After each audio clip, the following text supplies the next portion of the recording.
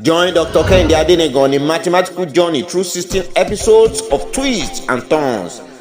Don't miss out. Watch it on YouTube and be part of the adventure of a story of resilience and diversity. So come and explore Hexagon City, where maths meet human affairs. We youths are glad to return to Hexagon City to develop it. We've heard the good works of our new king. We've seen all these on arrival too, just like what's available in other cities. King Ayoola stood by his word, never to continue as king, but to leave the throne when it was time.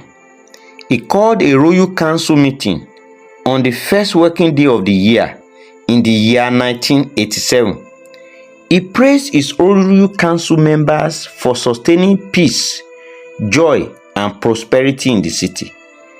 The development I envisaged, the joy I wanted in the heart of the people, the wealth I wanted to be created as my name implies. I am happy that these have existed in the past years. Apparently, the blind can see and the deaf can hear of what has suddenly become of Hexagon City, the king exclaimed. I wish to plead with you that you should all strive for stability and continuity of the progress, peace, and development that have come to stay in our great city. Hexagon City will be great again, the king further declared. The whole royal council members echoed, Hexagon City will be great again and will be great and greater. The king pointed out issues usually surrounding the election of kings. He said that the city had been spending much and likewise interested heirs to the throne. He charged the council to consider allowing qualified and credible citizens who do not belong to any royal family to also join others to contest for the exalted throne, since they are responsible citizens who are also qualified to lead the city. He further opined to adopt the use of computers and technology to conduct elections in Hexagon City to reduce cost, speed up the process, and bring transparency to the system. The council considered these suggestions as laudable and acceptable that such be used.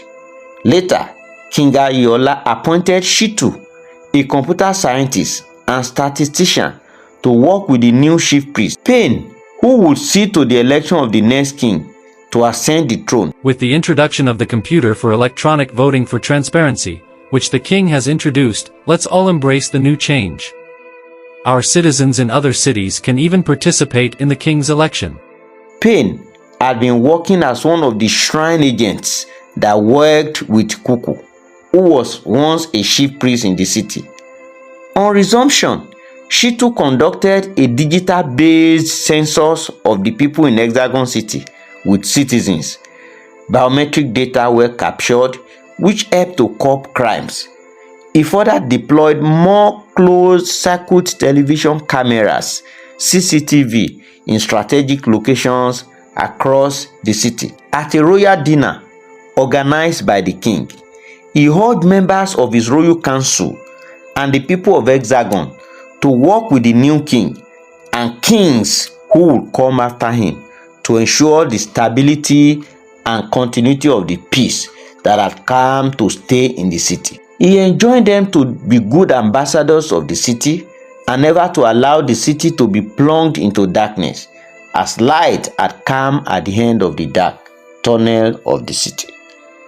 Speaking on behalf of the members of the council, Shofoyeke, one of the prominent council members, praised the king for his reign, which was characterized by peace, joy, wealth, progress, stability, and prosperity. On our watch, we will never allow Hexagon City to be brought back to the evil years again. Hexagon City has become great and will be great again, Shofoyeke replied. By and large, the election of a new king was conducted to succeed King Ayoola. The election of the king was again free and fair, just like the election of King Ayoola. The innovation with the use of computer technology brought by King Ayoola brought about ease, comfort, and development.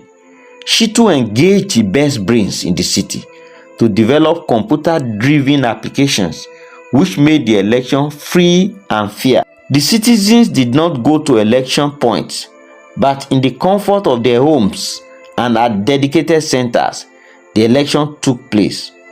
It was monitored all over the city by Shitu, Pain, and others working with them.